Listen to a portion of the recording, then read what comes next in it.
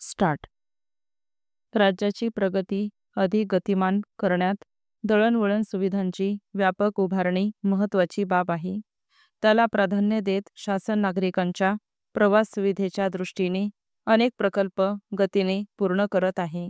यामध्ये सर्वात महत्त्वाचा ठरलेला 701 किमी लांबीचा हिंदू हृदय सम्राट बाळासाहेब ठाकरे महाराष्ट्र समृद्धी महामार्ग आता अंतिम टप्प्यासह पूर्णपणे सुरू झाला आहे. परिच्छेद विदर्भ, मराठवाडा आणि उत्तर महाराष्ट्रासह राज्यातील 24 जिल्ह्यांना कलाटणी देणाऱ्या या हिंदू हृदय सम्राट बाळासाहेब ठाकरे महाराष्ट्र समृद्धी महामार्गाच्या नागपूर ते शिर्डी या 520 किमी लांबीच्या पहिल्या टप्प्याचे लोकार्पण प्रधानमंत्री नरेंद्र मोदी यांच्या हस्ते 11 डिसेंबर 2022 रोजी पार पडले.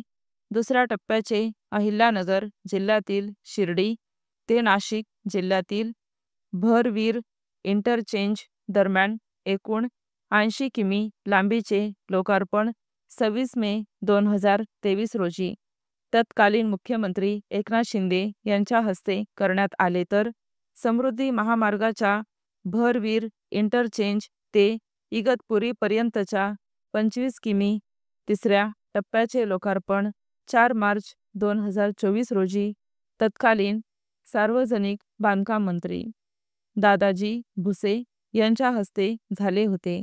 एकूण 701 किमीपैकी 625 किमी लांबीचा हा महामार्ग सध्या वाहतुकीस सुरू असून आतापर्यंत जवळजवळ 2 कोटी वाहनधारकांनी समृद्धी महामार्गाचा वापर केला आहे.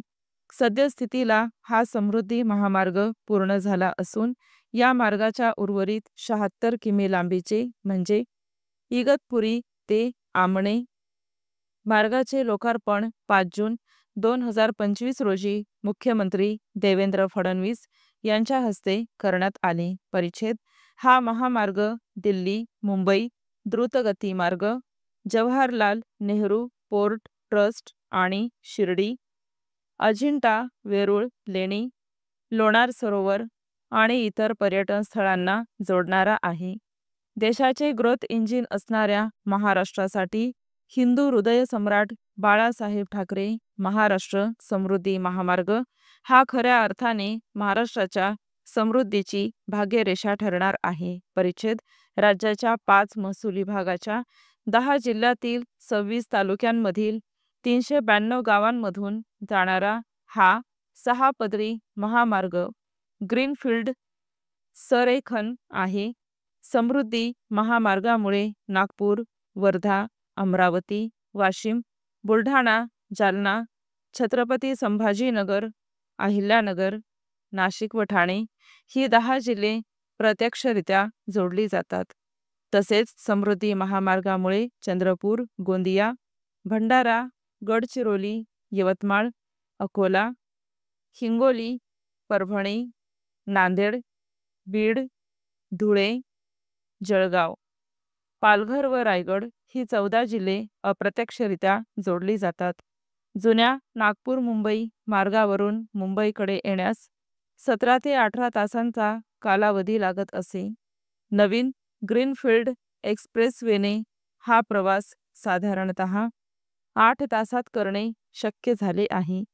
आता मुंबईतील जवाहरलाल नेहरू पोर्ट ट्रस्ट ते नागपूर स्थित मिहान यांना जोडणाऱ्या या महामार्गामुळे बंदरावरून जलद वाहतूक करून आवश्यक माल भारतभर वेळेवर पोहोचवणे शक्य होणार आहे.